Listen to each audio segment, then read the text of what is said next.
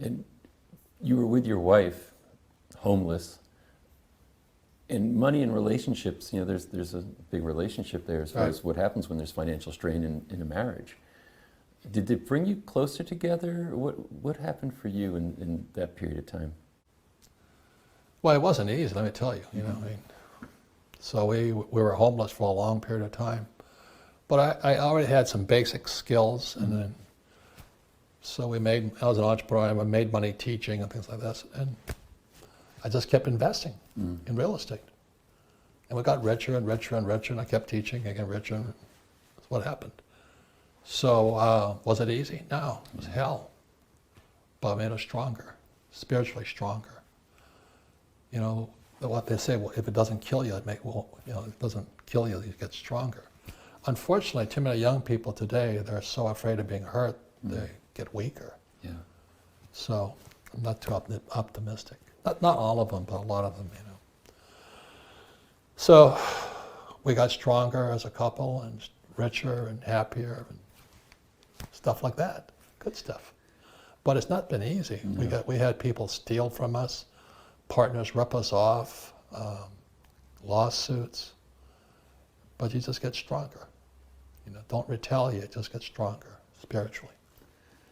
Don't retaliate, just get stronger. Yeah, get smarter and stronger. So then there is this very intimate connection between being an entrepreneur and your spirituality.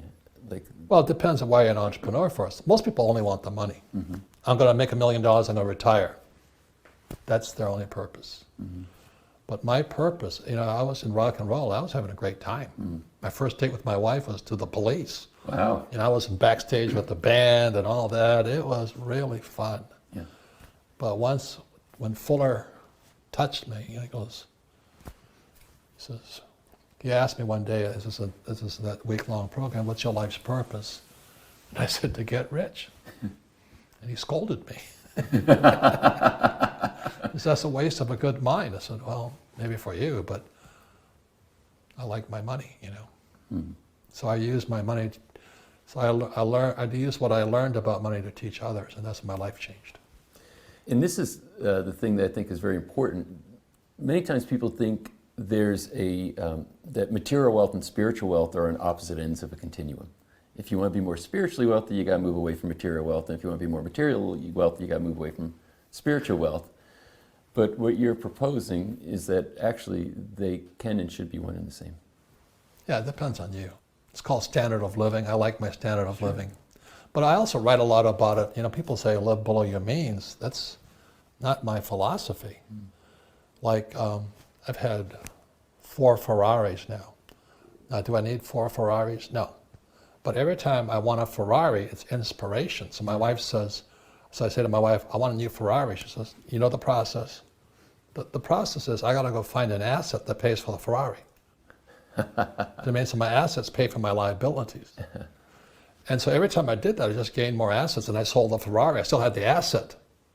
You know what I'm saying? Yes. Is that, I wanted this Porsche one time, so I bought a mini storage, nothing down.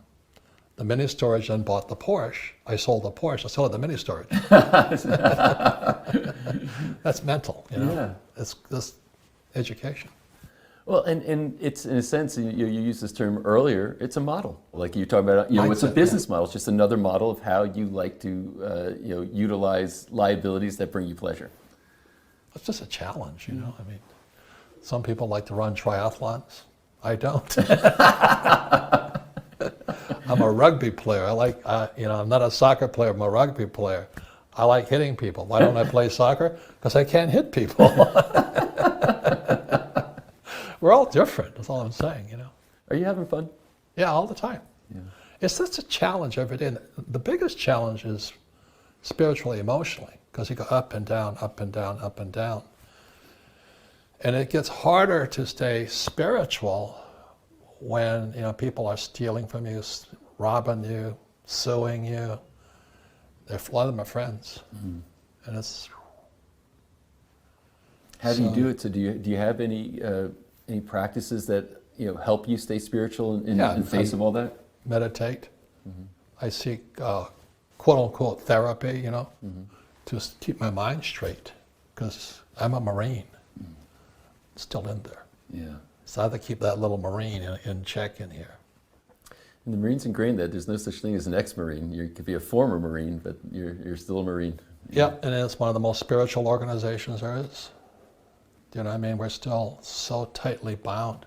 When I strapped in my helicopter, taking off, we're 5 Marines. We weren't lieutenant, corporal, and sergeant. We're 5 Marines, and we gave our lives so others could live. That is as spiritual as it gets. And I came back from Vietnam. I got spit on. Yeah.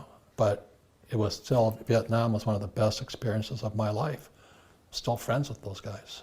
It's a band of brothers. Yeah. That's spiritual. And I don't find that in business very often.